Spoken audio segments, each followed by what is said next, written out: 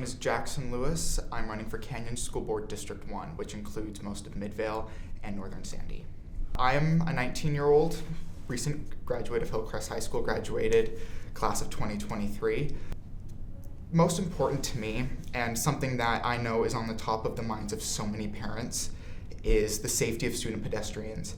I chose to scooter to this interview. It's just a couple blocks from my house. Whenever I can, I choose to not take my car for that reason. I believe in cities being built, planned for people. Especially here in the state of Utah, young people outnumber every other generation. Utah has the youngest on average population of any state in this country. Utah has the most powerful young voting bloc in the state of this country if we chose to turn out and vote. So getting young people into office will make the world of difference, especially when most Utahns don't think the legislature is directly representing them and their issues.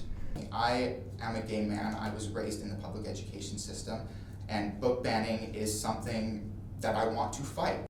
The state legislature gave the broad authority to local school boards to ban books.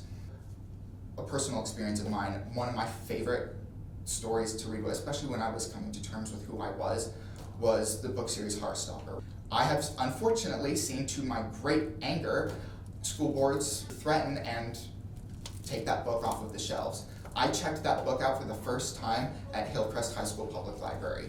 It helped me come to terms with who I was, and not having access to that information is unconscionable, and it's something that I want to make sure never happens to a student in Canyon School District. Even my friends who weren't political, who weren't into that world at all, read the book Night and felt something, and it changed their perspective on things, right? So that's something that's really important to me, obviously, I guess. But that book particularly was given to me in my, I believe, sophomore and junior years of high school, if I remember correctly. During the 2020 election cycle, I was very, very passionate, obviously, and I've been really passionate about politics really since the 2016 presidential election, but 2020 is when I really started to take it into my own hands. I volunteered. One of the earliest campaigns I was super, super passionate about was Senator Ed Markey's re-election campaign over in Massachusetts. He is a longtime politician, but he is a bold progressive and embraced young people in his re-election campaign. And as a result, he got young people excited for politics and became the first person in American history to beat a Kennedy in a Massachusetts election. That's historic. So I made phone calls for that race. I called into Boston. I called into all parts of Massachusetts to get people to vote for Ed Markey. So having these great outreach is really, really important, and it's something I have experience in, and that's something that I'm taking straight to the campaign trail. That's one of the most important things you can do. Interpersonal political connection is the number one form of political persuasion, is family members, friends, neighbors talking to their family members, because who really cares about what the TV or the mail has to say, right? They care about what their family and their friends have to say. So if you are 15 and you're worried about Donald Trump getting elected and him taking away queer rights or deporting tens of millions of people, right? Talk to your neighbor who you know is undecided. Even if you're 15, the fact that a 15-year-old's coming up to them and telling them to vote for Kamala Harris, that means a world to a lot of voters, even if you think it's scary. So just talk to people. So what I would say to a young person who's considering running for office, do it. It's tremendously rewarding.